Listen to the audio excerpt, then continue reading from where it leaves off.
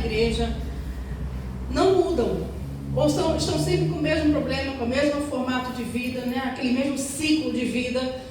E a gente entende que a palavra, ela é a máxima autoridade na vida de um ser humano, para transformá-lo, para restaurar, para edificar, para tudo. Porque na palavra nós encontramos tudo na nossa vida, seja social, profissional, familiar, né? Espiritual, saúde. Esse aqui é o nosso manual de vida. E às vezes nem é falta de conhecimento, porque o povo ouve a palavra. A questão é justamente essa: como a terra do coração deles está, como eles têm preparado essa terra. E eu sempre digo, Jesus, quando estava na cruz, ele falou assim: ó, Pai, está consumado, já está tudo feito, o que eu tinha que fazer já está tudo feito, já foi tudo liberado, já fomos abençoados com toda sorte de bênçãos. Cabe a nós fazermos aquilo que a palavra de Deus nos fala. Quando a gente vê a vida espiritual, né, na palavra, a gente sempre observa que é necessário uma construção, uma edificação, um deixar, um fazer, um obedecer. E isso não é Jesus que vai fazer, somos nós. Então, as igrejas criam uma mentalidade que Deus vai fazer, que o Senhor vai me dar, que o Senhor vai transformar. Não. Essa responsabilidade é nossa, porque Deus nos deu poder e autoridade para isso. Quando Ele criou o homem, Ele disse: eu vou colocar a minha imagem, a minha semelhança nele, porque tudo o que eu sou, Ele também vai ser. O que eu penso, Ele vai pensar. O que eu falo, Ele vai falar. E Ele falou assim: olha, eu já fiz tudo, né, dei ordem para tudo, mas agora governe você a terra. Deus não falou: vamos juntos governar. Não, porque Ele governando é a mesma coisa que eu governar. Essa autoridade, essa essência é o que Jesus Cristo veio trazer para a nossa vida aqui na terra. Reconectar a nossa fonte para que a imagem dele fosse o quê? Reconstruída na nossa vida. Glória a Deus. E essa imagem não acontece pelo muito que eu vou à igreja, pelo muito que eu oro, pelo muito que eu leio a Bíblia. Acontece por uma vida de obediência e relacionamento com Deus. Ah, mas eu vou à igreja tem 30 anos. Isso não quer dizer que você tem um relacionamento com Deus. Nosso relacionamento com Deus não é 2 horas no domingo, 1h30 na quarta, 2 horas na quinta. É 24 horas. E relacionamento é você conhecer, né? Só posso dizer que eu tenho um relacionamento com alguém se eu conheço. Se eu tenho uma relação onde nós vamos nos conhecer. E a gente fala disso, entende que relacionar com Deus é porque eu vou à igreja. Não é. Então essa imagem, ela só pode ser restaurada na nossa vida a partir do momento que nós desenvolvemos um relacionamento com Deus e a nossa vida passa a ser edificada, uma construção, né? Quem já trabalhou em construção aqui? 2. Itaninha é poderosa, hein? É braçal, né? É um esforço braçal. Não é um trabalho fácil. Mas a palavra diz que nós temos que edificar a nossa vida, que construir a nossa vida. Mateus 7 fala: aquele que ouve a palavra e a pratica, esse constrói. Na verdade, esses dois exemplos que ele dá aqui, os dois constroem, né? Tanto que ouve e pratica, quanto aquele que ouve e não pratica. Os dois estão construindo. A diferença é o fundamento. A diferença é a base, né? Muita gente vê a pessoa lá: nossa, o fulano é poderoso, é uma bênção, ele faz, ele acontece. Parece que ele está edificando alguma coisa, mas como você vai ver a vida, está sobre a areia. Esse é o perigo. Então não é pelo muito fazer, não é pelo que eu sirvo, pelo que eu faço. A Bíblia diz que nós temos que edificar na rocha. E a edificação, ela acontece como resultado de quê? Aquele que ouve e da prática. A prática é o que nos traz tanto a experiência quanto o resultado. Por isso que eu falei, não adianta a gente conhecer de Gênesis e Apocalipse e não praticar. Não vai ter resultado. Então a palavra não é poderosa? É poderosa. Mas ela tem uma condição. Ela tem um requisito. Jesus falou: olha, arrependei-vos, o reino é chegado. Mas para você ter o reino, tem que ter o arrependimento, a metanoia, a mudança de mente. E a mudança de mente não é conhecer e decorar versículo bíblico, porque senão assim as igrejas estavam poderosas. Muita gente que conhece a Bíblia, Mas, ele falou, a estrutura do seu pensamento, conforme o que você pensa, é o que vai determinar se você entra ou não entra no reino. E vocês sabem, que eu sei que vocês sabem Bíblia, entrar no reino não é entrar na igreja, né? São duas coisas diferentes. A igreja é passageira, vai acabar, mas o reino é eterno. Então, o que faz a diferença é a nossa prática, é a nossa experiência, é o que a gente faz, é como a gente aplica o conhecimento. O conhecimento não liberta. Conhecereis a verdade e a verdade fará livre. Quantas vezes você conhece que não é livre e conhece a Bíblia? O que liberta? Jesus é muito claro. Se verdadeiramente sois meus discípulos, então conhecereis a verdade e a verdade te fará livre. Então o requisito para que a verdade te liberte é o quê? É ser discípulo. É todo mundo que é discípulo? Não é todo mundo. Porque Jesus falou, se aquele que quiser vir após mim, negue-se a si mesmo, toma a sua cruz e siga-me. Então, para ser discípulo, preciso de quê? Renúncia, relacionamento, obediência, compromisso.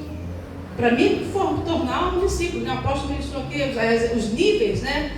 Ovelha, servo, discípulo, amigo. Porque são etapas que elas não acontecem pelo tempo de igreja. Elas não acontecem pelo tempo que eu conheço a Bíblia. Não, elas acontecem pelo tempo que nós obedecemos. Pelo tempo que nós praticamos a verdade. Eu sempre digo, é mais válido eu conhecer 3 versículos e praticá-los do que conhecer 1000 versículos e não praticar nenhum. Qual é que vai ter resultado na minha vida? Os 3 que eu conheço. Então, o conhecimento em si é uma informação. Mas o que nos transforma não é o conhecimento, é a experiência, é a prática desse conhecimento. É aquilo que eu aplico na minha vida. Porque a gente conhece, a gente até ensina aos outros, mas na hora de aplicar, a aplicação da vida da gente, ela vai depender de uma consciência. Porque a gente já estou na igreja há 20 anos, já estou santo, já sirvo a Deus, já faço, eu prego, ministro, eu canto, eu faço. E daí? Qual é a área da nossa vida que precisa de uma aplicação? Porque a nossa vida, às vezes as pessoas pedem oração, né? Oração pela vida espiritual, pela vida financeira, pela vida familiar. A gente não é gata, a gente só tem uma vida e essa vida é espiritual. Nós vivemos no natural, mas a nossa vida é espiritual, é viver no Espírito. E quando a gente fala de viver no Espírito, nós não estamos falando como ficar 24 horas falando em línguas, orando a Deus, não. É que o meu Espírito, ele seja governado pelo Espírito de Deus. Amém. E para que o meu Espírito realmente seja governado pelo Espírito, eu tenho que saber administrar a minha mente e o meu coração. Administrar a mente e o coração depende daquilo que nós estamos trabalhando na nossa vida. Quando a gente fala de coração, Jesus falou assim: eu vim para que tenham vida e a tenham. O que é uma vida abundante? Muitas vezes as pessoas falam assim, ser abençoado, né? Mas se a palavra diz que nós já fomos abençoados, então o que é uma vida abundante? O que é nós vivermos abundantemente, né? Quando a gente fala de abundância, nós estamos falando de um excesso de vida. Todos nós buscamos ter uma vida abençoada, uma vida boa, uma vida equilibrada, uma vida próspera. Mas a abundância de vida que Cristo nos trouxe, primeiramente ela precisa ser gerada dentro de nós. O problema não é onde eu vivo, não é onde eu moro, não é o bairro, não é a cidade, é o que eu tenho dentro de mim. A vida abundante que Cristo nos veio dar, ela tem certas condições, e uma das principais condições é justamente a mente e o coração. Porque a mente e o coração, tanto na palavra quanto cientificamente, eles são 2 órgãos diferentes, mas eles trabalham interligados. Eles se conectam em alguma parte do funcionamento do nosso corpo. E na palavra também é a mesma coisa. A Bíblia diz que a nossa mente precisa ser renovada. O que é renovar a mente? É reprogramar o nosso pensamento. É não deixar que aquilo que a minha carne, meu lado humano, gerencie. Porque a nossa vida humana, ela vai estar carregada de quê? Situações, traumas complexos, experiências negativas, de tudo isso. Então, quando eu começo a renovar a minha mente, que é através do conhecimento, né, eu tenho que trocar aquilo que humanamente a minha mente registra, para registrar aquilo que a palavra de Deus está me dizendo. Então eu preciso reprogramar aquilo que eu penso.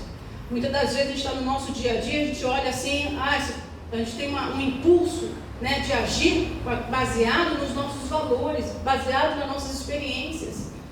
Mas quando a minha mente ela está reprogramada, reestruturada, eu vou pegar qualquer situação, qualquer problema, qualquer coisa na minha vida diária e vou passar por essa programação da palavra de Deus. É da noite para o dia? Não. É fácil? Não. Mas é um exercício, é uma disciplina, é uma prática que a gente faz com uma intenção de fazer. Eu vou orar para que Deus me transforme. Não, você não precisa orar, porque a Bíblia diz que é transformados pela renovação. A transformação não vem pela oração, ela vem pela renovação da mente. Mas o que a minha mente precisa para absorver essa transformação? Primeiro, ela precisa estar, a gente vai usar os termos hoje que a gente conhece, né? Ela precisa estar informatizada. Né? Quando você coloca um computador, ele não pensa. Ele só vai funcionar de acordo com aquilo que programam ele para fazer. E a nossa mente é a mesma coisa. A nossa mente ela precisa processar a informação da palavra. Quando a Bíblia diz meditar na palavra dia e noite, o que significa meditar? Quem se arrisca aí? Ler diariamente, pensar. Você vai ler, mas você pode ler e não meditar. Meditar é um processo da mente. É quando você está processando, analisando, pensando naquilo. Então você leu um versículo, você leu a palavra, aí a sua mente ela vai começar o quê? A trazer na sua mente um registro daquilo. Se não tiver um processo, se não tiver uma meditação, se não tiver um registro do que nós lemos, nós vamos esquecer, não vai ser suficiente para transformar o nosso comportamento, ela não vai ter um resultado na nossa vida. Então não é somente uma informação, é uma meditação. É você ficar com aquilo na cabeça, pensando, e principalmente, a Bíblia fala que nós termos uma boa consciência. Consciência, ela é criada a partir do momento que você está ciente do que você está fazendo. Não é uma coisa automática, não é uma coisa que vai vir o Espírito Santo fazer na sua vida, ele nos ajuda. Mas essa ação é nossa e é diária. Isso é uma construção, por isso que nós falamos de construção. A vida cristã, ela é uma construção diária. O problema é que as pessoas, elas vêm para a igreja, aceitam Jesus, recebem a Cristo como Senhor, né? Têm consciência que foram escolhidas, porque a Bíblia diz lá em João 15, não foste vós que escolhestes a mim, mas eu vos escolhi a vós. Então elas têm consciência que foram chamadas pelo Senhor, só que elas querem construir uma vida espiritual sem primeiro tirar os escombros da vida velha. Não se pode edificar nada num terreno que não seja limpo, trabalhado e preparado para colocar o fundamento e fazer a edificação. Então a nossa vida ela precisa ser construída. Eu sempre digo, nada é fruto da sorte, nada é fruto do acaso, deu certo.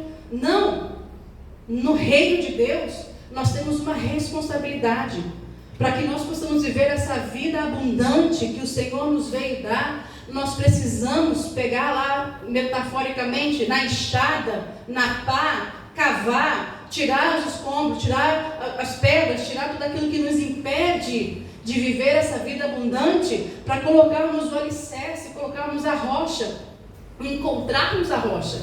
Né? Tem outro texto lá, se eu não me engano é Lucas, que ele fala que é um texto similar ao texto de Mateus 7. Mas ele diz que no segundo texto, se eu não me engano é Lucas, eu não sei se o apóstolo lembra, que ele diz que um homem, ele cavou profundo para então edificar. E não é um trabalho fácil, porque quando nós falamos de preparar a terra, de cavar, nós estamos falando de um profundo da nossa vida, no profundo do nosso coração, da nossa mente, do nosso espírito, dos nossos traumas, das nossas experiências, de tudo aquilo que impede levantar e construir algo que vai nos trazer uma vida abundante. Então, qualquer coisa que não seja revelada na nossa vida é simplesmente informação. Você pode ter um grande conhecimento, você pode ter experiências com Deus, mas se o conhecimento que você tem, se a informação que você tem da palavra não trouxer uma revelação na sua vida e na minha, não há transformação. E o que é uma revelação? Eu vou orar para Deus me revelar. Não, a revelação é quando você entende algo. O que adianta eu conhecer algo, saber algo? O saber não me transforma.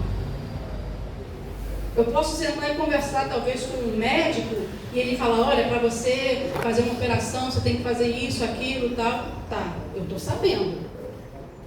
Mas eu vou saber fazer isso na prática, porque é informação. Se eu fizer aquilo na prática, se torna uma revelação, porque eu entendi. Por isso que em Romanos 12 ele fala, transformai-vos pela renovação do vosso entendimento. Não é do conhecimento? Não é da informação? É do entender. Nós só vivemos aquilo que nós entendemos. Amém. O entendimento é diferente de conhecer. Então não é só ter conhecimento, é você entender aquilo. É você praticar aquilo para você entender. É você ter a experiência daquilo. O que nos transforma não é conhecer a verdade, é experimentar essa verdade. É praticar essa verdade. E isso não é, como eu falei, fruto da sorte. É um trabalho que nós fazemos diariamente para poder entender aquilo que o Senhor está falando para a nossa vida. Porque a palavra é uma só, mas o efeito que ela vai ter na sua vida, na dela, na dele é diferente. Porque cada um, Deus sabe que cada um é o coração de cada um de nós aqui. Por isso nós temos que ter entendimento. O que essa palavra está falando para a minha vida? O que essa palavra vai mudar na minha vida? O que vai transformar a minha vida? Porque a transformação a gente entende, eu só era ímpio, agora sou cristão, estou transformado. Não, a transformação ela vai acontecer até que Cristo volte. Amém. Porque nós somos seres humanos. Por isso a Bíblia diz que nós temos que ser aperfeiçoados. A perfeição não é ausência de pecado, não é ausência de erro. É uma maturidade que nós temos em Cristo. À medida que nós vamos conhecendo, vivendo, experimentando, tendo experiências com o Senhor, essa maturidade ela vai se formando na nossa vida. Então nós vamos o quê? Sendo aperfeiçoados. Tem gente que fala, mas só perfeito foi só Cristo. Não foi só Cristo, não. O apóstolo Paulo falou para Coríntios, olha, eu não posso falar com vocês como perfeitos, porque vocês não são perfeitos.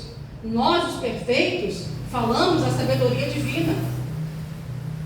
O apóstolo Paulo se colocou como perfeito. Em outras passagens ele falava a mesma coisa. Então a nossa linguagem é fruto de uma mente renovada, de uma mente reprogramada, uma mente reestruturada. E como eu falei, quando a gente fala de mente, a gente tem que falar do coração. E não estou falando de coração do lado das emoções, porque nós não podemos ter uma vida emocional. Quem vive uma vida emocional não tem uma vida espiritual. Não tem como. A palavra de Deus nos ensina que tudo que nós, a próprio texto de Romanos 12, né? Ele fala, apresentei nossos corpos como sacrifício vivo e o vosso culto racional. Não quer dizer ausência de sentimento, mas quer dizer que tem que ter entendimento. O que eu estou... Porque quando a gente fala de culto, amados, nós não estamos falando hoje aqui que estamos num culto, né? Deus não criou o homem para oferecer culto para ele. Adão não precisava oferecer culto para Deus, Adão era perfeito. Adão tinha a mente, a linguagem, o espírito, tinha tudo de Deus.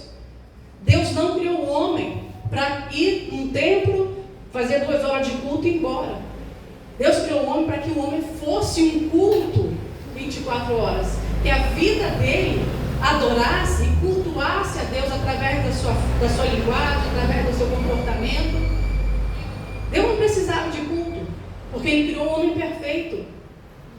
Então, quando ele fala assim, apresentei o vosso culto, ele não está dizendo que você vai vir no culto aqui e apresentar uma adoração linda, não. Ele está dizendo que na sua casa, o que você faz, o que você fala, é um culto a Deus. E ele está falando que esse culto, o seu estilo de vida, precisa estar alinhado com o seu entendimento. Eu sei que muitas das vezes é difícil, porque nós somos seres humanos, separar, né, as emoções, adorar a Deus, nós sentimos a presença de Deus. Na verdade, nós não temos que sentir, nós temos que manifestar a presença, porque a presença está em nós. Nós somos o templo, nós somos o tabernáculo, nós somos a casa. Isso aqui não é a casa de Deus, é um edifício. Se todo mundo sair daqui, deixou de ser o templo do Senhor. Se a gente se reunir ali na esquina, ali vai ser o templo do Senhor, porque ele diz que nós somos o tabernáculo vivo. E qual era o modelo que ele deu para Moisés de tabernáculo?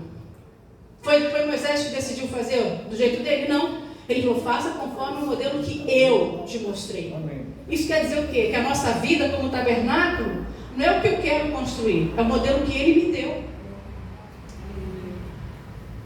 Infelizmente, hoje as pessoas têm esse entendimento, né, de fazer o que quer para Deus. Mas já foi determinado o modelo que ele quer para a nossa vida. E esse modelo inclui essa vida abundante. Como eu falei, a vida abundante, ela é o excesso de vida. Quando a gente vê um fruto, né? Você pega lá um pé de maçã, quando você vê a maçã, você está vendo um fruto, mas você sabe qual é a semente que está ali, por causa do fruto. Se uma árvore estiver pelada sem fruto, você olhar assim e perguntar, tem gente que conhece pelas folhas, né?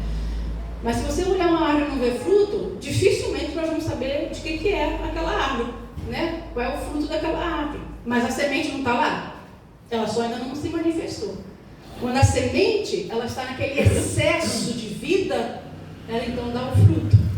Então a vida abundante é o excesso dessa semente. Amém. Na nossa vida. Mas não é o excesso de quanto eu conheço, é o excesso de quanto eu a vivo, de quanto eu a pratico, de quanto eu aplico ela na minha vida. Quando a palavra de Deus, que é a semente, está transbordando, a vida de Cristo está transbordando em nós, e nós damos fruto. Ah, pastor, qual é o fruto? Porque eu sirvo na igreja, eu canto, eu oro, eu prego. Não. É o fruto do Espírito. É o fruto do Espírito. Vocês sabem, Deus não chamou a gente para fazer muitas coisas. Deus não quer que a gente seja um ativista, que a gente esteja muito ocupado. Ele quer que a gente dê fruto. Não há nenhum versículo na Bíblia que diz que a gente tem que fazer muitas coisas para Deus. Ele fala que nós temos que dar fruto e saber qual é a nossa posição no corpo. Porque Deus não chamou ninguém para ser cabeça, dedo, pé, olho, ouvido, não. Cada um Ele deu uma porção e uma medida. Então não adianta eu querer fazer 30 coisas na igreja e não fazer aquilo que Deus mandou eu fazer. Eu posso estar servindo muito, mas ser desobediente. Isso acontece em muitas pessoas, até por amor ao reino, à palavra, ao evangelho, à obra, né? A gente quer fazer, e às vezes aquilo que Deus chamou a gente para fazer, a gente não faz. Não adianta fazer 1 milhão de coisas. Você pode até fazer, porque a palavra diz: tudo aquilo que vier às suas mãos, faça e faça o bem. Mas a primeira coisa que nós temos que saber é o que Deus me chamou para fazer. O que Deus colocou na minha vida? Qual foi o propósito de Deus que gerou o meu nascimento? Porque nós não nascemos por acaso, porque um erro, porque um acidente. Ninguém nasce por acidente. O propósito de Deus é o que gera o nosso nascimento. Ninguém vem aqui para saber ainda que vai descobrir o que vai fazer da vida, não. As pessoas falam muito quando a gente vai ministrar nas igrejas, né, perguntar qual vai ser o tema. Vira e mexe, identidade. Vira e mexe, propósito. Eu falei, mas isso tem que ser a primeira coisa que se aprende quando você recebe a Cristo. Levar o povo a buscar o seu chamado, mas as pessoas ensinam muito a servir a Deus, mas não a viver o propósito de Deus. E ao longo do tempo, as pessoas se sentem frustradas. Eu e meu esposo, nós lidamos com muitos ministros, muitos líderes frustrados, cansados, esgotados, porque trabalham muito, mas não estão exercendo a função ministerial que Deus deu. Nós trabalhamos com um pastor aqui no Rio de Janeiro, 30 anos pastoreando. E quando nós fomos lá ministrar, ele falou que ele se sentia frustrado, cansado, esgotado, queria largar tudo. Eu falei, porque o seu ministério não é pastoral, é evangelístico. Ele entregou a direção da igreja para o pastor lá, o auxiliar dele, e foi fazer missões. Parece que rejuvenesceu 20 anos. E até hoje está fazendo missões. Então não adianta nós fazermos muito sem fazer aquilo que o Senhor estabeleceu para a nossa vida. Então, quando a gente fala de renovação de mente, nós estamos falando de preparar o nosso coração e a nossa mente, que é um trabalho nosso. E fazer muito vira ativismo religioso. É só ativismo. Vai se cansar, vai se frustrar, né? Porque muitas das vezes faz para receber um reconhecimento, aprovação dos homens, e quando não acontece, acaba se frustrando. Mas nós precisamos identificar o que o Senhor colocou na minha vida, o que Ele deu para eu fazer, qual é o chamado que Ele tem na minha vida, que não depende de mulher, marido, filho, irmão, pastor, família, igreja, não. Porque na hora que o Senhor te chamar lá, ele diz assim, olha, o que eu te dei, o que você fez? Ah, não fiz porque o meu marido, porque o meu filho, porque a minha mulher. Não tem desculpa. Está falando comigo? Eu acredito que, dentro da fala que a senhora está trazendo aí no raciocínio, eu acredito que somos um corpo e cada um temos que saber qual a parte do corpo, conforme a senhora falou aí, o pregador, o missionário, enfim. Eu creio assim, se botar a pessoa certa naquela área que realmente ele tem amor, tem paixão, flui sem peso, flui sem cansaço, e a obra do Senhor fica mais leve. Com certeza, porque Jesus falou, né? Tomai o meu jugo, que é leve, que é suave. O jugo, né? Você sabe que era aquilo que colocava lá no animal e era feito sob medida. Não podia usar o jugo que fazia para outros animais em outros animais. Era feito sob medida, porque é o propósito que Deus estabeleceu para a sua vida. Não é que determina, porque a gente fala assim, vamos reconhecer um ministério. A gente não vai dar ministério para ninguém, porque todo mundo já nasceu com o seu propósito. Nós vamos reconhecer aqui na terra. É uma identificação. Olha, fulano, Deus deu a ele. E Deus não te deu depois que você nasceu, cresceu, vai ver o que eu vou fazer. Não, antes de você nascer. Então a gente precisa buscar isso, é um trabalho nosso. Isso acontece no nosso relacionamento com o Senhor. Se dá, a gente identifica aquilo que Deus nos deu através de um relacionamento com o Senhor. E eu repito, relacionamento não é porque eu vou na igreja, não é porque eu estou no culto, é na minha vida diária com o Senhor. Então, preparar a nossa terra, o nosso coração e a nossa mente é uma função nossa. E como nós preparamos isso? Como nós preparamos? Primeiramente, vivendo o que a palavra me diz. Vou citar aqui alguns exemplos. O meu coração, se tiver mágoa, ferida, não é boa terra. Se eu tiver depressiva, não é boa terra. Qualquer coisa que impeça, que limite a nossa vida com Deus, não é boa terra. Então, uma forma de preparar a terra, perdoando. Deus vai me abençoar, eu vou orar, vou fazer, vou pregar, vou ministrar. Não perdoa, amado. Não tem boa terra. Sabe por quê? Uma coisa que eu aprendi, Deus não trabalha com o coração ferido. Ele trabalha com o coração quebrantado. Amém. E é uma grande diferença. A Bíblia diz que o coração quebrantado, ele não despreza. Mas enquanto nós tivermos um coração ferido, nós não vamos desfrutar da vida abundante que Ele trouxe. Vamos ter uma bênção aqui, pela misericórdia, Deus vai nos abençoar ali, né? Vamos sentir a presença ali. Mas vida abundante é uma vida que ela está sempre em excesso. É o excesso de vida. A gente vê a semente, todo o processo de uma semente, qual é? Ela é plantada, germinada, cuidada, preparada. E para dar fruto, o que precisa? Só dá fruto a semente que morre. Quem quer morrer? Ninguém? Ninguém quer morrer? Quer morrer mais? Não?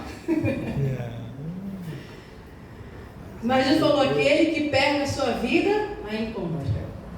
Nós só podemos ter uma vida abundante quando nós morremos para o mundo. E eu vejo que quando a gente fala do mundo, né, a gente fala assim, não, o mundo, né, o pecado, o ímpio. Mas o mundo não é lá não. O mundo é esse mundo aqui. Amém. E Deus sabe. Somos seus filhos, Ele nos criou. Deus sabe as dificuldades que nós enfrentamos. Não é fácil manter uma terra do coração limpa. Manter a nossa mente equilibrada. Nós enfrentamos desafios porque nós estamos no mundo. Nós enfrentamos desafios, né? Temos filhos, marido, mulher. O apóstolo Paulo não tinha esse problema. Mas nós somos sujeitos, né, a situações da vida. E como é difícil a gente criar essas barreiras para não sermos afetados por isso. E a Bíblia não está dizendo que nós temos que anular as nossas emoções, porque o Senhor colocou elas aí para alguma coisa. Nós precisamos delas, das emoções, mas elas não podem governar a minha vida. E isso é um trabalho diário. Não deixar as emoções governar a nossa vida, porque é a nossa primeira reação. Pois eu falei que preparar a mente e o coração depende de uma ação diária, de uma disciplina. Porque não adianta eu saber a palavra, né, ter uma vida com Deus e qualquer coisa me tirar a paz. Jesus não falou que Ele veio nos dar paz? Que o meu reino é um reino de quê? E de que nós hoje mais buscamos? Paz de espírito.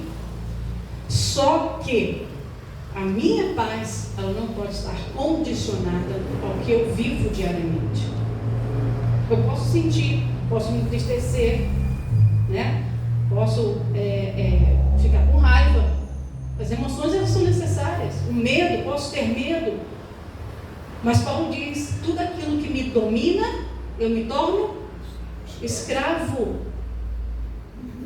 Ah, mas eu sou livre, nós viemos aqui cantando, sou livre, o Senhor me fez livre, sou filho de Deus. Mas isso, às vezes a gente olha assim, eu não sou escravo. Mas tem áreas da nossa vida que precisamos trabalhar. Não é uma coisa geral, né? A gente quer pedir as bênçãos do Senhor num atacado, mas o Senhor quer ir no varejo. Deixa eu ir na área disso, na sua área emocional, na sua área familiar, na sua área espiritual, na sua área de debilidades. Só o Senhor conhece. Então, preparar o coração e renovar a mente não é uma coisa que acontece automático, é um trabalho nosso de construir todos os dias e fazer aquilo que é preciso fazer conforme a palavra de Deus para manter essa paz. Porque se Ele falou, eu vim para trazer paz, né? A paz que Ele dá excede todo entendimento, é uma paz que o mundo não pode dar. Quem já provou dessa paz? Não é porque está tudo bem na sua vida não, né? Não é porque tudo me vai bem. Mas é porque essa paz, ela não pode ser tirada por situações externas. Esse talvez seja o meu próximo livro, pastor. Essa vida abundante, né? Como manter a nossa paz, a nossa mente, o nosso coração em paz. É um trabalho que exige de nós vida espiritual. E eu vou te falar uma coisa: nós não podemos desfrutar da paz que o reino dá se nós não formos espirituais, se não vivermos uma vida espiritual. É impossível. E essa vida espiritual não é porque eu oro, porque eu canto, porque eu prego, porque eu vou à igreja. A vida espiritual é que o Espírito de Deus domine o meu espírito. Amém. Nós somos criados com corpo, alma e espírito. E a palavra diz que nós temos que manter irrepreensíveis o corpo, a alma e o espírito. Olha, eu fico impressionado, o apóstolo Cosma, como a palavra sempre nos dá a ordem. Ela é imperativa. Mantenha o seu espírito, a sua alma e o seu corpo irrepreensível. Não é o Senhor que vai fazer. Então a gente pensar, mas só Deus. Não! Se você foi criado à imagem e semelhança de Deus, se você tem a mente de Cristo, você tem poder e autoridade para dominar a sua mente, para dominar o seu coração, para dominar as suas emoções. Ah, Paulo está falando que eu não tenho problema em vir nos Estados Unidos. Amados, melhor nem falar.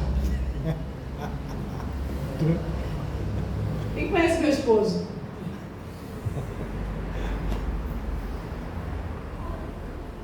Não foi fácil, não é fácil. E aprendi com lágrimas. Eu falei, Senhor, não é possível, tem alguma coisa errada. Eu não posso viver a minha vida se me der, se me fizer, se me... Não! O governo é de dentro para fora. Glória a Deus. Quando as circunstâncias, as pessoas têm poder de afetar a minha vida, eu estou vivendo uma vida pecaminosa, uma vida adâmica da queda. Porque antes do homem e da mulher pecar, eles não eram nada ao redor deles, afetava eles, era o contrário. Era um governo interno. E com esse governo interno, Adão podia governar o externo. Mas ele pecou, primeira coisa, estou nu, perdi a glória, perdi a vestimenta de glória. O que ele falou? Tive medo. Olha as expressões que Adão usa depois do pecado. Tive medo, eu me escondi, a mulher que tu me deste. Isso são reações adâmicas. Ou seja, ele passou a ser governado pela circunstância, pelo medo, pela vergonha, pela culpa. E as pessoas hoje o que mais vivem é baseada no que vão dizer, se vão me aprovar, se vão me reconhecer, se vão me dar.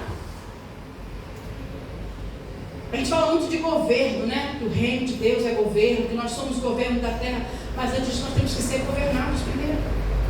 O reino de Deus precisa governar a nossa vida primeiro. E o governo de Deus não é o quanto Satanás se submete, não, é o quanto eu tenho domínio próprio. Amém. Domínio próprio vai exigir o quê? Uma mente firme. A palavra diz que ele vai manter. Eu sou muito ruim de guardar referência. Eu sei a palavra, mas aonde está, vocês procuram depois. A Bíblia diz que ele vai manter a nossa firme. Aquele que está nele, ele vai manter a mente firme. Ter uma mente renovada, ter uma mente firme, centrada, que não somos dominados pelas circunstâncias, pelos problemas, pelo que me dizem, pelo que me falam. Eu tenho que ter autogoverno, autodomínio. E para isso a gente às vezes fica assim, mas é porque a pastora não sabe minha vida, a pastora não sabe a família que eu tenho, o filho que eu tenho, a mulher que eu tenho, mas eu nem quero saber, eu sei Deus que você tem.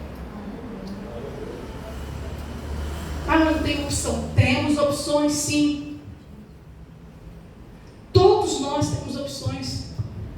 Mas eu tenho que fazer. Não, ninguém tem que nada. Procure o seu caminho. Procure aquilo que Deus te deu. Viva de acordo com aquilo que o Senhor te deu, não com o que a vida está te apresentando. Eu não estou sujeita às circunstâncias da vida. Por quê? Porque o reino de Deus me governa. E a partir desse governo, eu vou saber aonde eu vou caminhar. Eu não vou procurar, tem esse, tem aquele. Não, eu vou no caminho certo. A palavra diz que Moisés conheceu os caminhos do Senhor e o povo somente as obras. As pessoas hoje conhecem tudo o que Jesus faz. Ele liberta, cura, salva, abençoa, faz isso, faz aquilo. E qual é o caminho que ele tem para a sua vida? Não temos que conhecer as obras, porque milagres e maravilhas Ele sempre vai fazer. Conhecer o caminho significa que eu sei aonde eu vou. Eu não estou à deriva. Eu não estou naquele louvor, deixa a vida me levar. Vida me leva aí. Eu não estou vivendo nessa adoração, não. Eu estou vivendo aqui no propósito, na meta que Cristo estabeleceu para mim. Então eu não vou ver o que vai acontecer. Eu não vou ver se vai dar certo. Porque eu sei que o caminho que eu estou indo é o que Ele determinou para a minha vida. Não podemos estar à deriva. Por isso eu falei, a renovação da mente, do coração, é um trabalho que nós temos que fazer diariamente. Porque enquanto nós estivermos envolvidos e entretidos com outras situações da vida, nós não vamos poder ver o que Deus está fazendo, por aquilo que Deus nos deu. E ver, quando nós temos uma vida espiritual, a função de ver é do coração e não dos olhos humanos. Paulo fala, né? Para abrir-lhes os olhos do vosso coração. O coração tem olho? No reino tem. Porque com esses aqui, você vê as circunstâncias. Com esse daqui, você olha o que Deus tem para a sua vida. Glória. Com esse daqui, você não vê, você tem visão. É diferente de ver. E ainda estando na igreja, servindo, 20 anos na igreja, às vezes os olhos estão fechados. Eu gosto muito daquele texto de Efésios 5, se eu não me engano, que ele fala: desperta tu que dormes, porque Cristo vai te iluminar. Esse texto não é para o ímpio. Despertar significa o quê? Que os olhos estão fechados. Quando a gente está dormindo, a gente nem está vendo nada e nem está consciente do que está acontecendo ao redor, né? Então, quando a Bíblia fala desperta, olha mais uma vez a colocação, né, do verbo. Desperta você. Ele não está dizendo, eu vou te despertar com carinho. Você acorda aí. Não, desperta, acorda, abre os olhos e dá entendimento. Vê o que eu estou fazendo na tua vida. Preste atenção no novo. Isaías fala, né? Porventura não vês, não percebeis o que eu estou fazendo? Porque nós andamos, às vezes, deixamos que as circunstâncias ofusquem a nossa visão espiritual. E não vemos o que Deus está fazendo. Desperta do que dormes, levanta-te. Eu vou te levantar. Não, Deus não vai te levantar, não. Ele está falando para você. Levantar significa uma ação, uma atitude. Eu queria tanto fazer isso. Você já falou o verbo errado, queria. Já não vai fazer. Eu quero isso. Eu vou fazer isso. Levanta-te dentre os mortos. Olha, duas ações que nós temos que tomar para que Ele venha então trazer a iluminação. Despertar e se levantar. Para que Cristo te ilumine. Quando fala de iluminar, quer dizer que está na escuridão. Quando está na escuridão, a gente não vê nada, né?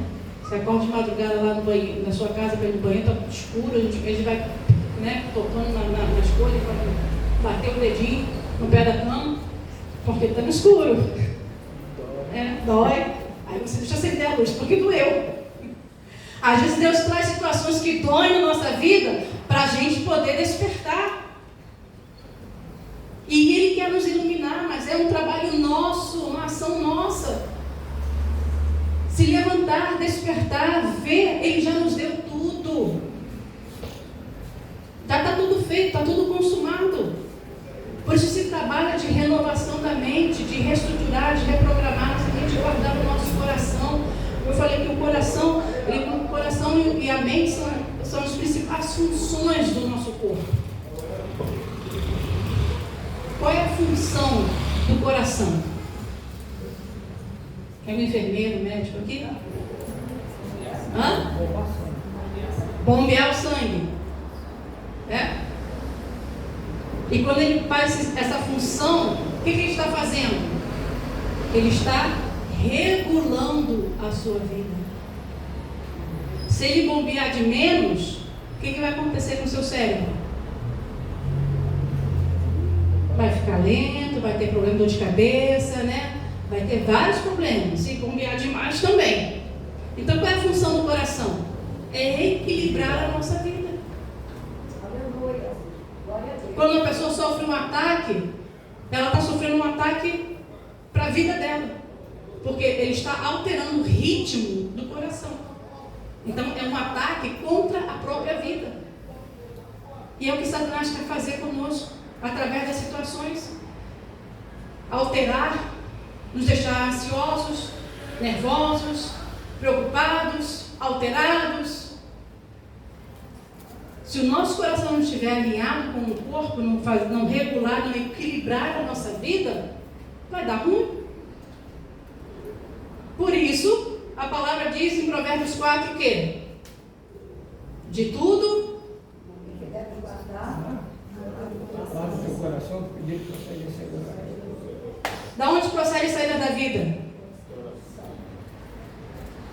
Claro, a gente não está falando aqui literalmente, né? Apesar de que biologicamente, se o coração parar, você morre. Mas se ele fala que você tem que guardar o seu coração, mais uma vez, quem é que vai guardar o coração? É outra pessoa. Ah, meu marido falou feio comigo, falou que eu não estava bonita, que não sei o quê. Eu sou a guardiã do meu coração. Aleluia. Por isso tem que saber quem eu sou.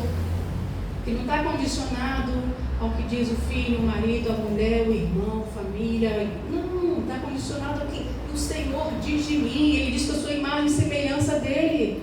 Ninguém, nada e ninguém nessa terra vai me convencer do contrário. O livro do Apocalipse fala isso, guarda o que tu tens para que ninguém rouba, Para que ninguém roube. Ninguém é ninguém. Porque às vezes os que mais roubam, né? Posso, é quem está do lado. Eu não vou permitir que marido, que filho, que ninguém roube a minha paz. Ah, pobre, como se faz isso? Amados, todos nós somos humanos. Não é porque eu sou cristão 50 anos, porque eu sou casada há 30, porque eu sou apóstola. Não, marido e mulher, acho que foi a igreja mais difícil de se viver. É o corpo mais difícil. Eu sempre digo, antes de ser um marido, ele é meu irmão em Cristo. Ele faz parte do meu corpo. Mas ser uma só carne não quer dizer ser igual, não quer dizer pensar igual, gostar igual, não. A minha identidade, quem me deu não foi meu pai, nem meu marido, nem minha filha, não, foi o Senhor. E eu a conheço, eu sei quem eu sou. Então até aqui, até aqui você pode ir. Porque eu sou responsável de guardar. E quando a gente deixa de exercer essa função de guardar o coração, nós ficamos sujeitos a qualquer coisa. Qualquer ferida, qualquer situação que roube a nossa paz, que roube o conhecimento da palavra. Por isso, guarda o seu coração. É a sua função de guardar. Conheça os seus limites, conheça quem você é, saiba até onde as pessoas podem ir com você. Ah, me fizeram. Não, ninguém te faz, não, porque só fazem quando você permite fazer. Quantas vezes minha mãe diz, vamos fazer, tem que fazer. Eu falei, não, tem não. Eu posso fazer isso. Porque esse aqui é o meu limite. Mas quem vai fazer? Não sei. Pode ser você, pode chamar alguém, pode contratar alguém, pergunta ao Senhor. Mas o meu limite é esse. Porque se eu passar daqui, eu vou até fazer. Mas depois eu ficar, tive que fazer. Me obrigaram, não era o que eu queria. Eu não gosto. Aí começa todo o processo. E depois é mais difícil para limpar, para tirar os escombros e construir algo novo. Então a função do coração, mais 5 minutos, é regular a vida. E por isso o Senhor fala, guarda o teu coração, porque dele procede as fontes da vida. De que vida? Que fonte? Cristo é a fonte. E a vida é a vida abundante que Ele quer nos dar. Ah, então agora, pastora, vai dar tudo certo na minha vida, vai estar tudo bem. Não, não vai. Nem vou orar. Se vira. Se vira. Por quê? Lá a palavra do semeador, ele fala dos terrenos, né? Dos tipos de terra. Quem tem que guardar e preparar a sua terra é você, amado. O problema é seu. A responsabilidade é sua. Você vê que tem alguma coisa que está ruim na tua terra, vai lá, cava. Vai lá, passa lá a peneira. E tira o que tem que tirar. Ah, mas eu tenho que fazer. Eu tirei risquei essa palavra da minha vida. Ninguém tem nada. Cada um dá conta de si, cada um é responsável de si. E nós temos opções, temos caminhos. Por isso a palavra nós temos que pedir sabedoria ao Senhor, para que o Senhor nos mostre, né, como chegar, como fazer, a hora de fazer, a hora de falar. Então, para isso nós temos que ser governados pelo reino, ter o autodomínio, que a nossa mente seja uma mente realmente livre e um coração quebrantado, não ferido. O coração quebrantado, porque o coração quebrantado, ele reconhece as suas fraquezas, ele reconhece as suas limitações, ele busca no Senhor, ele busca na palavra, não vai lá nas emoções, não vai lá nas experiências, não vai lá porque me disseram. Ele sabe o caminho, porque ele conhece o caminho. Quando a gente não conhece para onde vai, a gente tem que estar botando no GPS, perguntando. Ainda está sujeito a errar, porque não conhece. Mas quando você conhece, você pega o carro, vai, chegou e pronto. Nada, se alguém falar assim, não, vira por aqui, você vai dizer, não, o caminho é esse. Nenhuma circunstância, ninguém vai te desviar, porque você conhece o caminho. E conhecer o caminho, o que Jesus falou? Eu sou o caminho, a verdade e a vida. Ninguém vai ao Pai senão por mim. Então, qual é o caminho que nós temos que seguir? É o que aparecer? Não. É o que Ele me mostrar na visão do coração. Mas para que os olhos do meu coração sejam abertos, eu preciso ser e viver uma vida espiritual. A única parte do nosso corpo que se relaciona com Deus é o nosso espírito. Não é as suas emoções, não é o seu raciocínio, é o seu espírito. Se o nosso espírito não estiver 100% conectado com o Senhor, com o Espírito de Deus, nós não temos vida espiritual. Ah, mas eu oro, mas eu prego, eu vou à igreja. Deus falou, olha, o teu nome, expulsei demônio, preguei, visitei, fiz milagre, profetizei, não vos conheço. O caminho que Deus tem para a nossa vida tem que ser conhecido por cada um de nós. Porque quando nós conhecemos, nós temos um relacionamento com Deus, nós sabemos aonde o Senhor quer que a gente vá, nada e ninguém pode nos desviar desse caminho. E não vamos estar sujeitos. Amém. A nossa vida não vai estar vulnerável às circunstâncias. Como eu falei, nós podemos sentir, nós podemos chorar. A Bíblia fala, né, do choro, mas isso não governa a minha vida. E temos que saber, como eu não vou dizer, não vou dar aqui uma lista, né? Para vocês guardarem o coração, faça isso, porque cada um tem uma vida, cada um tem uma circunstância, cada um tem uma situação. Cada um tem que saber do que tem que guardar. O que me faz mal? Essa responsabilidade não é de ninguém, é minha. Eu tenho que dizer, não, olha, eu não faço isso não porque não é o que eu gosto, não é o que eu sei, prefiro não fazer. Quem tem que expressar isso sou eu. Ah, me mandaram fazer. Fez porque você quis. Eu não estou falando dentro da igreja, né? Estou falando na nossa vida geral. Olhe para você. A Bíblia diz lá em Coríntios que nós somos como um espelho, né? Que vai sendo que reflete a imagem de Cristo, que vai nos transformando a imagem de Cristo de glória em glória. Que espelho é esse? Quem se olhou no espelho hoje para vir para cá? Você arrumou, né? penteou o cabelo, né? De mulherada, deve ter uns 5 em cada cômodo. Que espelho é esse que ele está falando? Quando você chega na frente de um espelho, falando aqui da palavra, né? O espelho não é esse material que a gente vê que reflete. O nosso espelho lá de Coríntios é o próprio Cristo. Quando você olha para Cristo, Ele vê em você a imagem dele. E quando nós olhamos para Ele, você se torna aquilo que você vê. Amém. Por isso ele diz, olhando como para um espelho, somos transformados de glória em glória.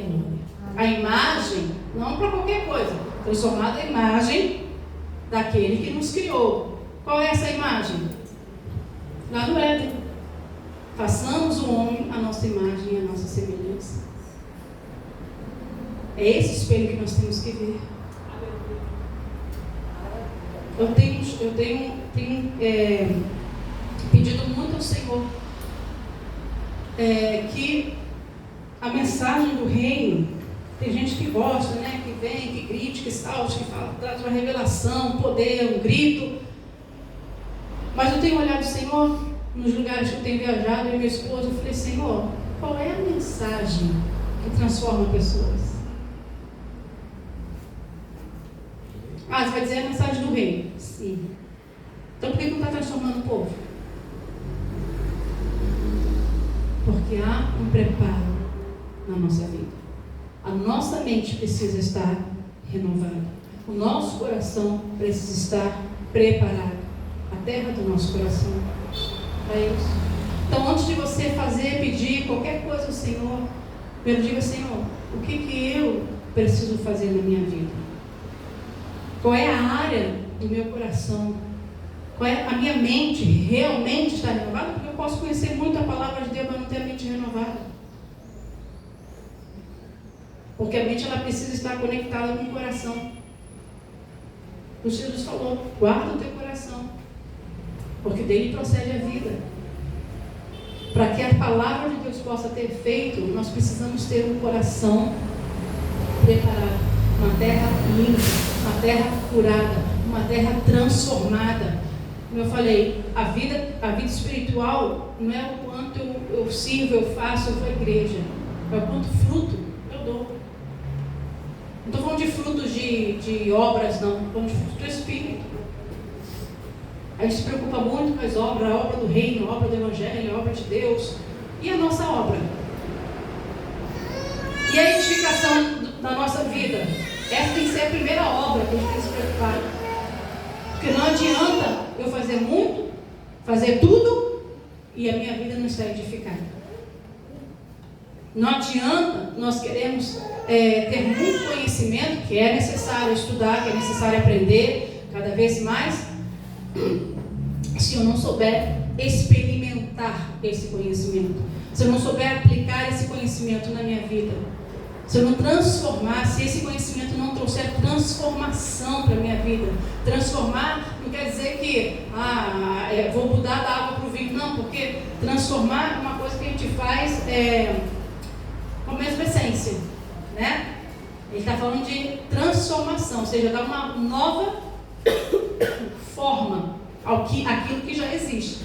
O oleiro, ele não muda o barro, ele usa o mesmo barro para dar uma nova forma, né? Ele quer moldar, ele não vai jogar esse barro fora e vou pegar outro, porque ele não é transformação, né? É uma criação, e nós já fomos criados. Ele quer transformar, porque a gente fica pensando, Deus sabe de todas as coisas, Ele é onisciente, né? Ele não ia dizer assim, vou criar Márcia desse jeito, ela vai nascer assim, e com o passar dos anos eu vou fazer outra Márcia. Eu estou dizendo que ele não tem poder. Ele quer o processo de transformação. Ele quer dar um novo molde à minha vida. Eu sou impaciente. Eu não vou deixar de ser impaciente, mas vou ter o domínio próprio para ser paciente. E com a medida que eu vou vivendo e praticando isso, eu vou sendo o quê? Disciplinado. Vai se criando um hábito na minha vida. A vida cristã, a vida espiritual, ela precisa ser desenvolvida como um hábito, para que tenha um resultado verdadeiro, um resultado permanente na nossa vida, que se torne parte da nossa essência. E para isso, é um trabalho, é uma disciplina, é renovar a mente, preparar o nosso coração, guardar o nosso coração, tirar tudo aquilo, áreas de escuridão da nossa vida. Lucas diz assim: cuidado que a luz que há em ti não se torne trevas. Tomar cuidado significa que você está alerta, porque há áreas da nossa vida, mesmo a gente estando na igreja, ainda podem estar em trevas. E as trevas, não estou falando que é o diabo, as trevas também se aplica à ignorância, né? A ausência de luz, vamos colocar assim. Então, às vezes, nós temos o Senhor, temos o Espírito Santo, mas tem áreas da nossa vida que Ele ainda não pôde alcançar, não porque Ele não tenha poder, mas porque nós não trabalhamos nessas áreas. Quando Deus levou o povo lá no Egito, no deserto, né, lá no Deuteronômio 8, Ele diz: a fim de que soubesse o que eles tinham guardado no coração. Será que Deus não sabia o que eles tinham no coração? Sim, mas eles precisavam reconhecer as debilidades deles, porque Deus só trabalha na nossa vida quando nós reconhecemos aquilo que nós precisamos, aquilo que nós abrimos para Ele. Quando nós falamos: ó Senhor, preciso dessa área, reconheço essa área da minha vida, aí é quando o Senhor começa a operar, porque Ele fala assim: venha a mim, buscar-me-eis, né? Pedir, é sempre uma ação. Deus está sempre aqui. Nós precisamos tomar a ação de ir até Ele com a nossa vida, para que Ele possa trabalhar. Daquele versículo, apóstolo, muito bom, que a Bíblia fala que aquele que quiser vir a mim, negue a si mesmo, tome a sua cruz e siga. Sim. Nós passamos, queremos, não é sempre a vontade. Negue a si mesmo, tome a sua cruz. Tomar a cruz, né? Como eu falei aqui, ninguém quer morrer. Mas Ele diz que a cruz nós temos que tomar todo dia, que é um instrumento de morte. A cruz é um símbolo de morte. Então, nós temos que matar, sim, tudo aquilo que impede a gente viver essa vida abundante e encontrar essa paz que vai além, a alegria, né? A Bíblia diz: o meu reino é um reino de paz, alegria e justiça. O que nós mais precisamos? Paz, alegria e a justiça, que é a palavra de Deus. Uma vida moldada na palavra, uma vida guiada, governada pela palavra de Deus. E isso não é metade, uma parte, talvez, até aqui pode. Não, é tudo. É tudo. Por isso eu falei: uma vida espiritual é uma vida plena, é uma vida governada pelo Espírito Santo, é uma vida que não é dominada pelas circunstâncias externas, pelas situações, pelas pessoas. Nós estamos no centro da vida abundante que Ele veio nos dar. E para isso, há um roteiro que nós precisamos viver: renunciar, guardar o coração, renovar a mente, se arrepender, para que o reino de Deus, hoje a gente sabe que o reino é físico, né? Quando Ele voltar, mas o reino já está aqui, e nem todo mundo que está na igreja está no reino,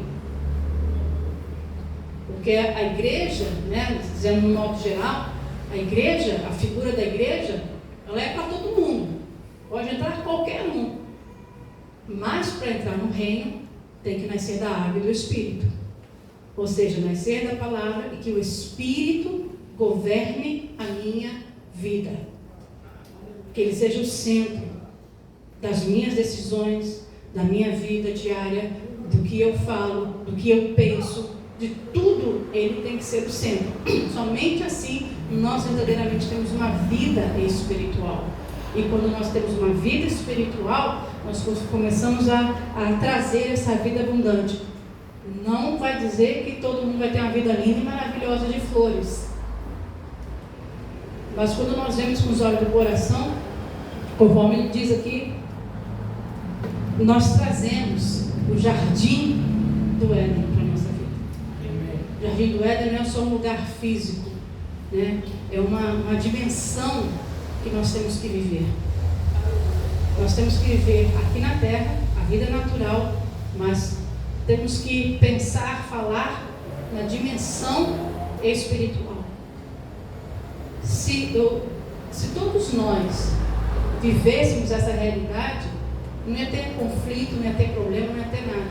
Porque quando eu faço na minha casa, quando eu trago na minha casa, no meu lar, essa dimensão do reino, eu vou pensar 2 vezes no que eu vou falar, do que eu vou fazer, como eu vou tratar meu filho, minha filha, minha mulher, meu marido.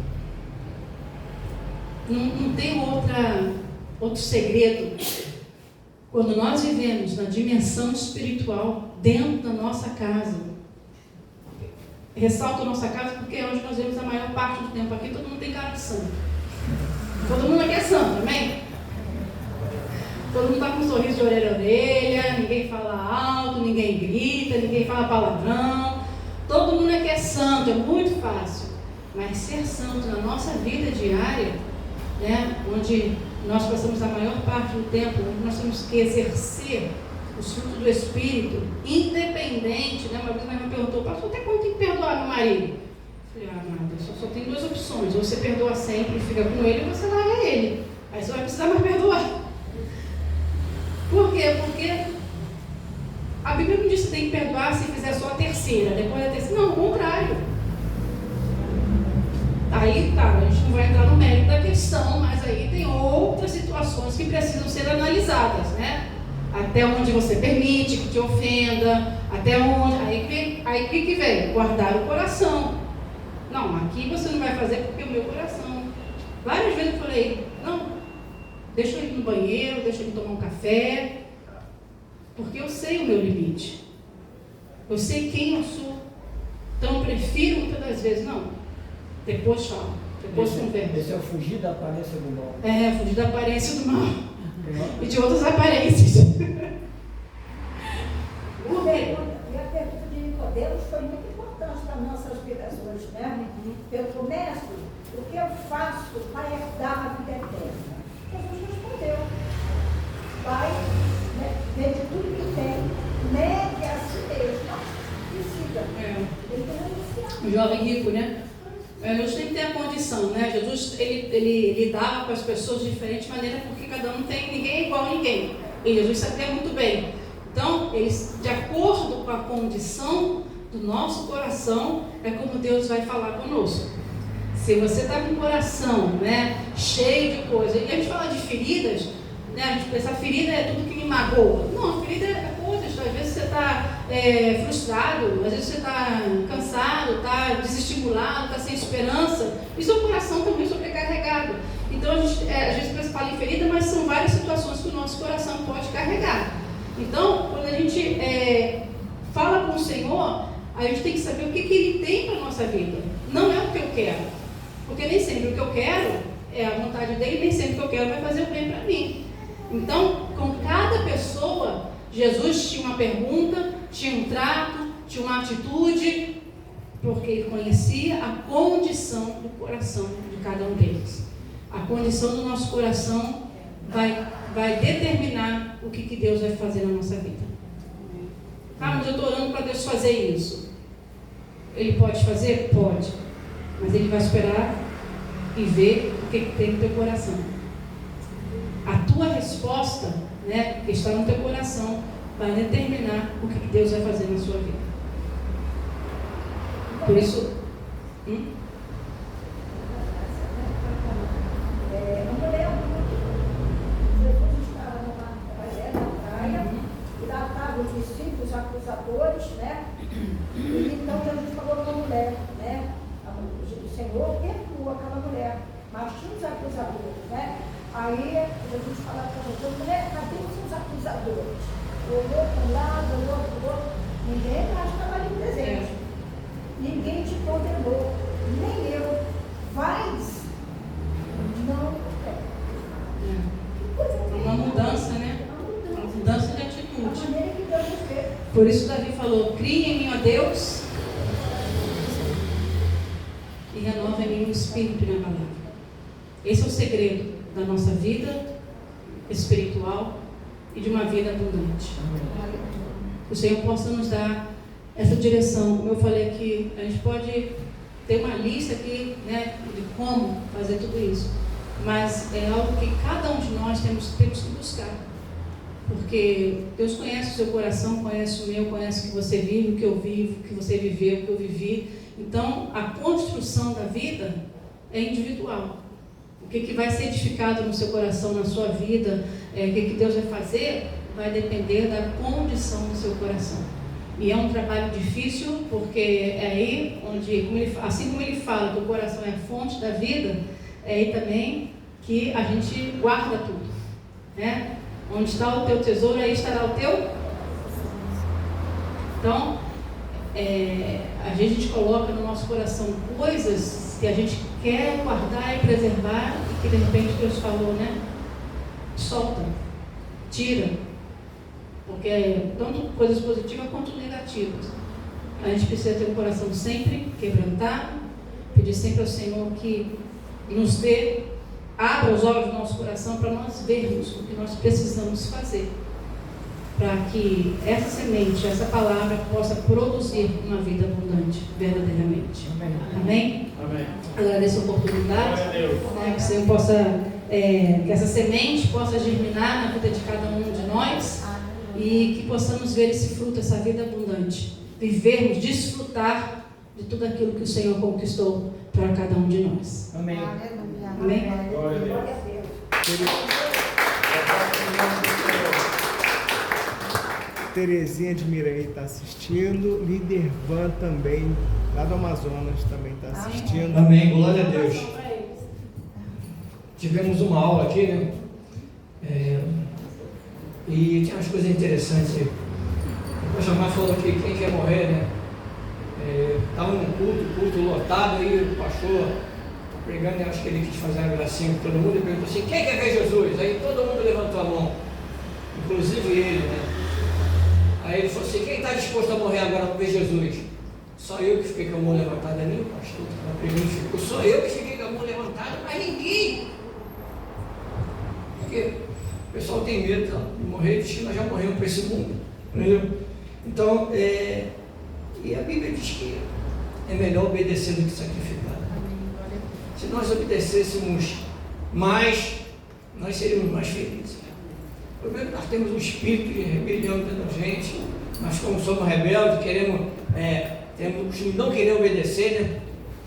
E eu vejo isso muito quando eu falo das crianças, eu fui lá com o Gael agora, fala um negócio e ele não vai fazer, e é a mesma coisa, o pai quando olha pra gente, o pai está falando pra gente, a gente faz birrinha, diz que não vai fazer, não vai obedecer, e o pai está olhando e falando: eu quero que você faça, mas vai lá e faz. É simplesmente obedecer, a gente fala, aí a gente fala pra criança: mas você não obedece, o pai está falando pra mim, pra você toda hora, a gente ser desobediente. Entendeu? Então, a gente cria palavras, cria versículos e cria textos para dizer que Deus está vendo todas as coisas. É lógico que Ele está vendo. O problema é que eu e você não queremos ver todas as coisas. Então, a visão, o príncipe desse mundo chegou ao entendimento, diz que não chegou ao entendimento do mundo, não, chegou ao entendimento dentro da igreja de nós. Que a gente virou religioso, quer fazer o que a gente quer, o que a gente acha bonito, entendeu? Quer mandar. É a criatura querendo mandar no Criador, entendeu? E diz que nós temos que ser obedientes. Então, de princípio, ser obediente. Ser obediente até o fim, tira a coroa da vida. Então, o princípio é a obediência. Mas eu tenho fé, mas se você não é obediente, não adianta ter fé, tua fé não serve para nada. Eu hoje de manhã, antes de vir para cá, como eu sempre posto uma mensagem, e a mensagem que eu postei de manhã foi assim: você só ouvir a palavra não produz efeito nenhum. Você só ouve a palavra só começa a produzir efeito quando ela entra dentro de você e começa a gerar vida. E ela tem que fazer isso na gente, gerar vida. Se não gerar vida, não adianta de nada. Você é mero participante de igreja, de culto, está indo lá, vamos na casa do Senhor, como isso aqui fosse a casa do Senhor. Nós falamos: isso aqui não é a casa do Senhor, isso aqui é um lugar que se reúne. A casa do Senhor sou eu e você. Onde eu e você estamos, é a casa do Senhor, está plantado o reino. Onde eu e você chegamos, o reino está plantado. Então, eu me surpreendo que eu vejo homens e mulheres pregando, falando: Senhor, entrando na tua presença. Não tem que entrar na presença de ninguém, a presença dele já está em mim e você. Ou então, quando vai embora, o Senhor despede-nos da tua presença. Quem despede nada, eu quero que a presença dele nunca saia de perto de mim. Então, Todos os dias na minha oração para o Senhor, não permita que um só segundo eu me afaste da tua presença. Senhor, nesse segundo a minha vida pode acabar. Então, a vida pode acabar na presença dele. Se acabar na presença dele, melhor ainda. Mas fora da presença dele, você está sujeito às coisas do mundo. E muitas das vezes nós não entendemos isso. Então, não é o que eu quero. Paulo falava, maldito homem que eu sou, aquilo que eu quero, eu não faço, aquilo que eu não quero, eu acabo fazendo. Então nós temos que aprender a matar todo dia a nossa carne. Entendeu? A carne vai mandar fazer um negócio, o espírito vai mandar fazer outro. Quem vai vencer? Aquele que se alimentar mais, né? Então as pessoas, mas o espírito vence sempre. O espírito vence aquele que você alimenta. Se você alimenta o teu espírito vai vencer. Se você alimenta a tua carne vai vencer. E depois não adianta ficar reclamando, falar para os outros, não, o outro está endemoniado e está com raiva e o diabo está me perseguindo. O diabo não pode fazer mais nada na minha vida e na tua, porque ele foi derrotado lá no deserto. Muita gente diz que o diabo foi derrotado na cruz. Não, o diabo foi derrotado lá na tentação do deserto. Lá ele foi derrotado. A cruz só confirmou a minha vitória e a tua. E nós temos que entender isso, pôr isso em prática nas nossas vidas. Para quê? A gente possa ter a vida abundante. Entendeu? Romanos 12:2 é o texto que eu adoro de ler. Não vos transformeis, não vos conformados com esse mundo, transformados pela renovação do vosso entendimento. Aí você só vai experimentar a boa, perfeita e agradável se você transformar. Então o que adianta você ler, julgar e não transforma? Não muda, não quer mudar. Continua a mesma coisa, eu nasci assim, vou morrer assim. Não tem nada. Você, a palavra, tem gente que eu tenho que vir dizer que eu vou aceitar. Tudo bem, ele vai te aceitar do jeito que você vier. Mas você não pode continuar do mesmo jeito. Você veio de qualquer jeito, veio capengando, veio ferido, veio machucado, veio com transformar. Você tem que transformar, se não transformar não adianta. Você só é mero espectador de igreja, mais um na multidão, entendeu? E infelizmente as pessoas estão preferindo ser mais um na multidão. Eu e você fomos chamados para fazer diferença. Temos que fazer diferença com aquilo que a gente faz. As pessoas têm que olhar para nós e ver homens e mulheres de Deus. Não é por causa da Bíblia debaixo do braço, não é por causa da roupa, não é por causa do coque, do perno, da gravata, não. Olhar para mim, para você e falar, opa, ali vai um homem ou uma mulher. Eu chegar perto de você e pedir, você pode orar por mim? Ele pode orar por mim. Por que está aqui em oração? Porque Deus mandou. Entendeu? Eu estava numa loja e um homem entrou e falou assim, eu vim aqui comprar um negócio, mas na realidade eu vim falar contigo. Eu falei, o que é? Eu quero te pedir oração. Por que você quer me pedir oração? Ele falou assim, porque eu entrei aqui, Deus mandou entrar na loja, eu pedi oração a você. Daí o que você precisa? Ele falou, meu filho está no hospital, precisa de um remédio, é R$4.000 a dose do remédio. O bombeiro está aqui, eu sou bombeiro militar, está tentando importar e não consegue. E se meu filho não tomar o remédio, ele morre nos próximos dias. E Deus mandou entrar aqui e pedir para você orar. Não tenho a Fátima orando pela vida daquele homem, pela vida do filho dele ali. Naquele instante ele agradeceu, foi embora, passou uma semana e ele voltou. E a gente, como tem pouca fé, né? Nós ainda somos pessoas de pouca fé, né? Ficamos com medo de perguntar ao homem pela criança. Ele falou assim, eu vim aqui para agradecer a você. Porque Deus mandou entrar aqui e pedir para vocês orarem, vocês oraram. No dia seguinte, meu filho estava fora do coma. E é isso que aí quando você fala, a pessoa olha e vê Deus em você.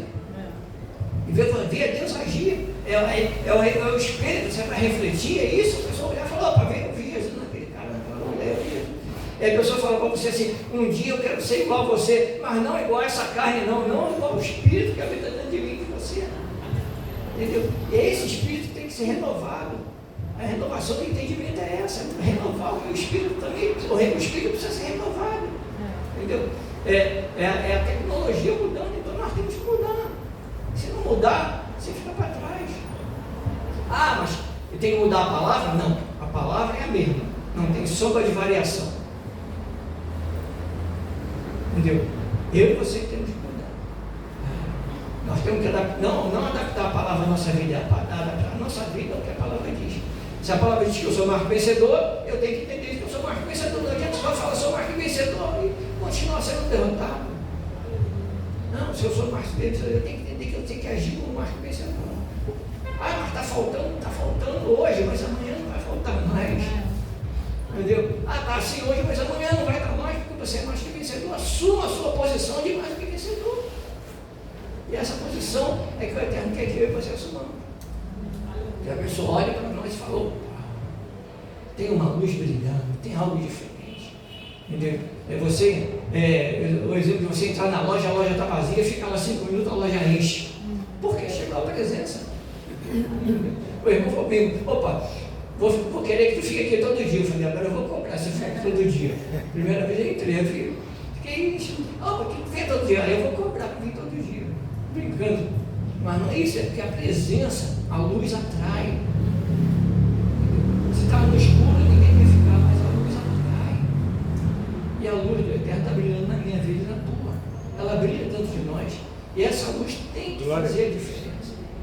Não adianta você, mas A, B, C, não adianta. Eu e você temos que ser chamados para fazer a diferença. O governo foi dado para o homem lá no Éden. Gênesis 1, 26, 27. Sujeitar, governar, multiplicar, frutificar. Essa é a única visão que o reino tem. A visão é essa.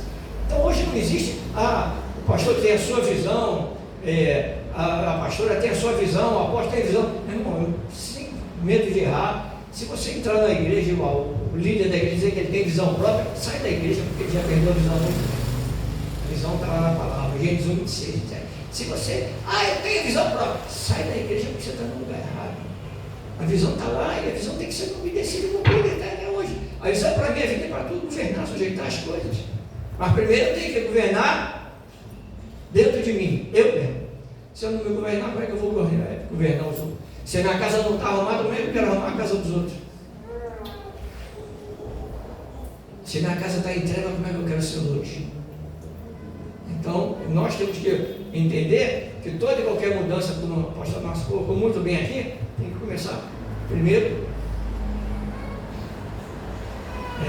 tem um louvor que diz assim, um louvor antigo diz, investe em mim, Senhor, pois quero te honrar. Você tem que investir em você.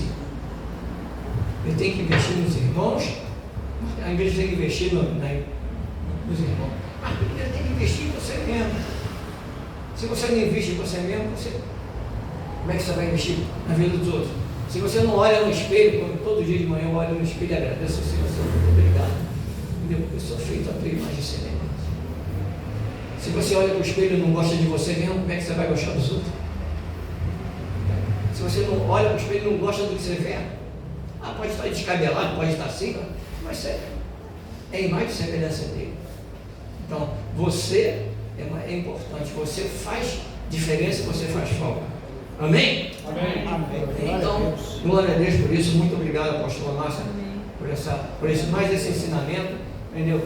Que a gente possa cada vez mais continuar buscando a fonte. A fonte continua no mesmo lugar e vai continuar sempre no mesmo lugar. Quem sai do lugar sou eu e você. Senhor, a fonte está aqui. Mas aconteceu o quê? Você saiu da fonte. Quem se desloca da fonte somos nós, a fonte continua no mesmo.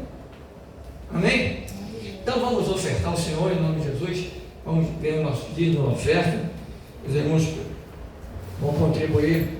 Por favor, distribuam aí os envelopes. Quem vai fazer o Pix tem o QR Code aqui. Amém. Está aqui conosco o apóstolo Beckman e a sua família. Sejam bem-vindos em nome de Jesus. Entendeu? Eu ia lá para Sergipe, porventura, mas não deu para a gente ir, não deu para mim ir.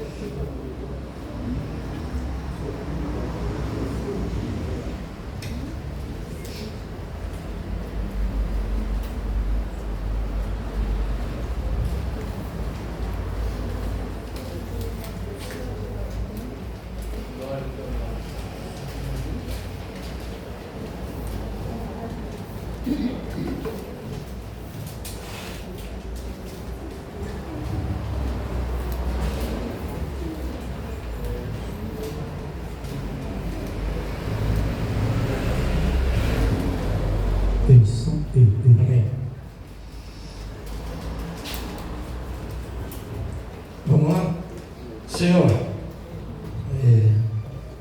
obrigado por essa palavra que tu nos deste, Pai, que ela possa realmente trabalhar dentro de nós, do nosso coração, do nosso ser, Pai, e nos fazer uma pessoa nova a cada dia, Pai.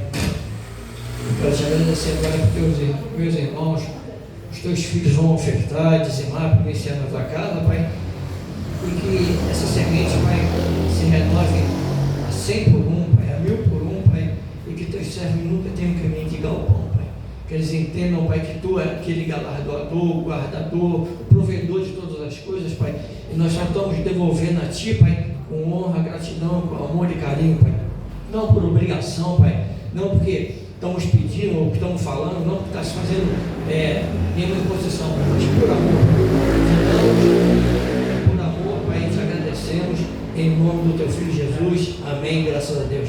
Você pode trazer o teu dízimo, a tua oferta, para mim se colocar aqui, por favor? Glória a Deus.